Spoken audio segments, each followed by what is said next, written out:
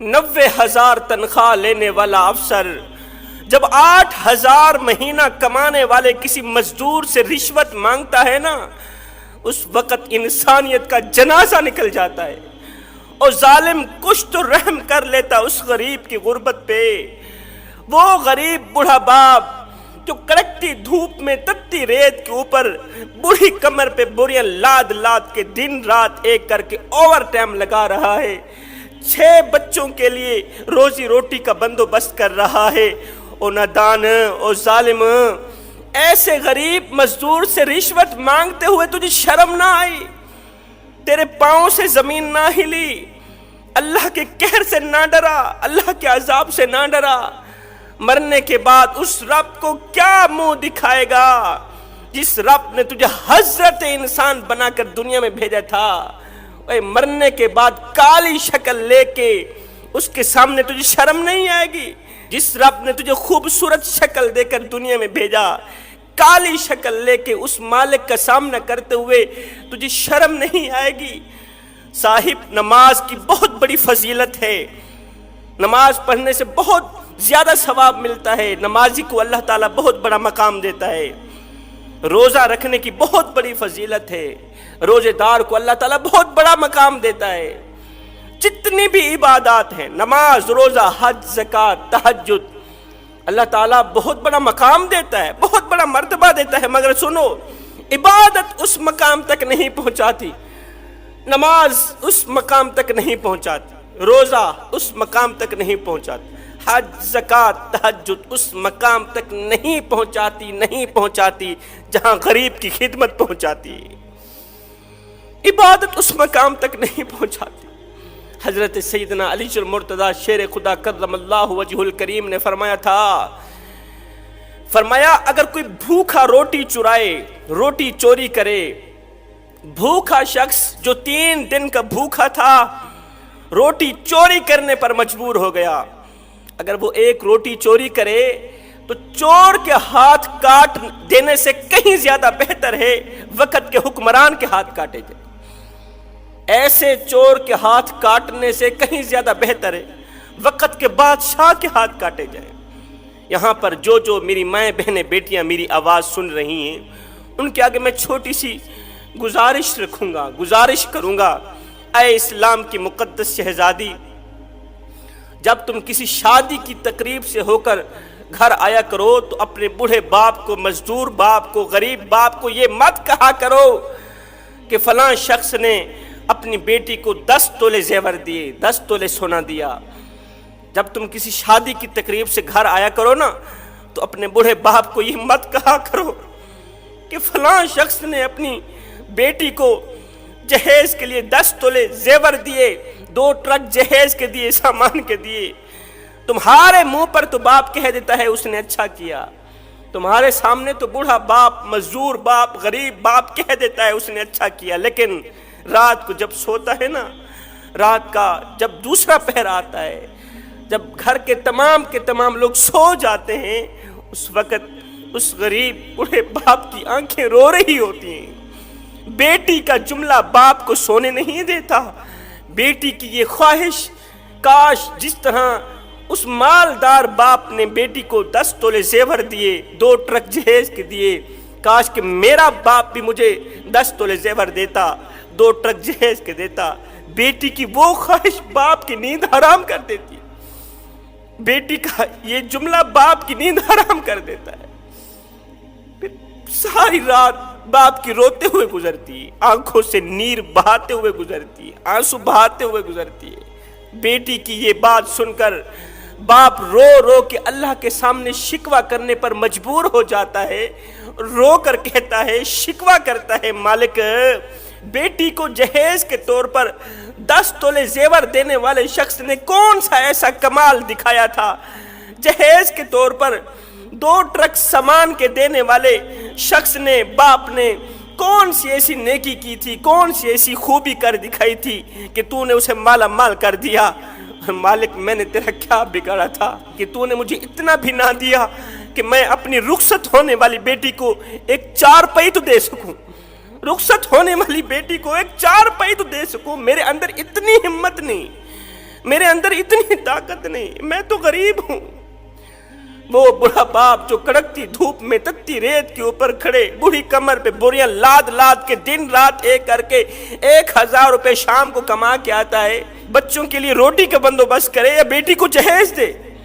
بخار آتا ہے، غریب بڑھا باپ دوائی نہیں لیتا، پیناڈول کی ایک گولی نہیں لیتا، کیا کرے؟ اولاد کو روٹی کھلائے یا دوائی لے، بیٹی کو جہیز دے یا اپنی دوائی لے۔ آئے اس جہیز جیسی لعنت نے میرے خوبصورت معاشرے کو گندا کر دیا۔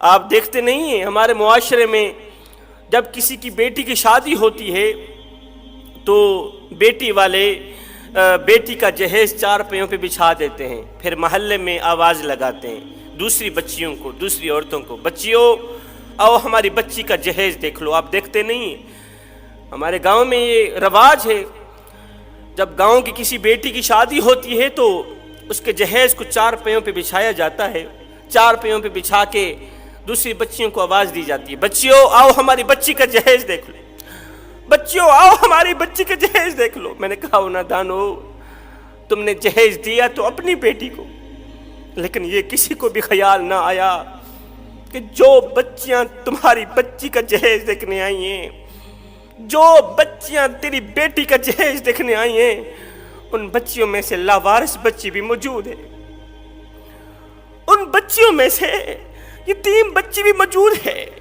ان بچیوں میں سے اس غریب بوڑھے باپ کی بچی بھی موجود ہے، جو غریب بوڑھا باپ دن رات ایک کر کے اوور ٹائم لگا کے نہ دن دیکھتا ہے، نہ رات دیکھتا ہے، نہ سردی دیکھتا ہے، نہ گرمی دیکھتا ہے، نہ بھوک دیکھتا ہے، نہ پیاس دیکھتا ہے، وہ بیٹی کے لیے روٹی کا بندوبست کرے یا اس کے جہیز کا بندوبست کرے۔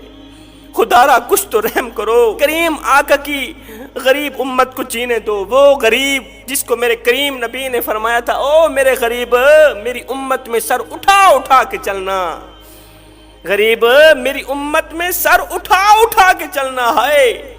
جس غریب کو میرے نبی نے فرمایا تھا میری امت میں سر اٹھا اٹھا کے چلنا، ہم نے اس غریب کا ستیہ ناش کر دیا، ہم نے اس غریب کا جینا حرام کر دیا، جینا محال کر دیا۔ وہ غریب موت مانگنے پر مجبور ہو گیا۔ ہم نے اپنی دولت کی نمائش اس طرح کی، ہم نے پیسوں کی نمائش اس طرح کی کہ غریب موت مانگنے پہ مجبور ہو گیا۔ مالک تیری مخلوق مجھے جینے نہیں دیتی، ہاتھ جوڑ کے عرضی کر رہا ہوں میرے بھائیوں، اس جہیز جیسی لعنت کو ختم کرو۔ یہاں پر میں آقا کریم علیہ السلام کا ایک رلا دینے والا فرمان سنانا چاہوں گا، ضروری سمجھوں گا۔ میرے کریم نبی نے فرمایا تھا، او صحابہ جی یا رسول اللہ صلی اللہ علیہ وسلم، میرے نبی نے فرمایا کسی یتیم بچے کے سامنے اپنے بچے سے پیار نہ کرنا، اس سے یتیم کا دل دکھے گا، یتیم کو مرا ہوا باپ یاد آئے گا۔ او صحابہ کسی بیوہ عورت کے سامنے اپنی بیوی سے پیار نہ کرنا، اس سے بیوہ عورت کا دل دکھے گا۔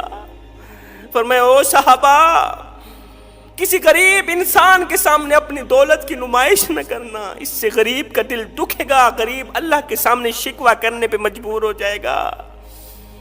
ہے روٹی امیر شہر کے کتوں نے چھین لی، فاقہ غریب شہر کے بچوں میں بٹ گیا، چہرہ بتا رہا تھا کہ اسے مارا ہے بھوک نے، حاکم نے یہ لکھا کہ یہ کچھ کھا کے مر گیا۔ ہم غریبوں کی مدد کرتے ہیں، غریب ہمسائے کے گھر روٹی دیتے ہیں، لیکن تب جب وہ بیچارہ مر جاتا ہے۔ آپ دیکھتے نہیں ہمارے محلے میں جب کوئی فوتگی ہو جاتی ہے، جب کوئی مر جاتا ہے تو پھر ہم سارے محلے والے مل کر اس مرنے والے کے گھر پوری فیملی کے لیے کھانا پہنچاتے، پوری فیملی کے لیے کھانا پہنچاتے۔ میں نے کہا نا دانو، مرنے والا روٹی روٹی کرتا مر گیا، مرنے والا 3 دن کا بھوکا تھا، آخر مر گیا۔ روٹی کھلاتے تو اسی مرنے والے کو کھلاتے، آج اس کے مرنے کے بعد تمہاری دی روٹی کس کام کی؟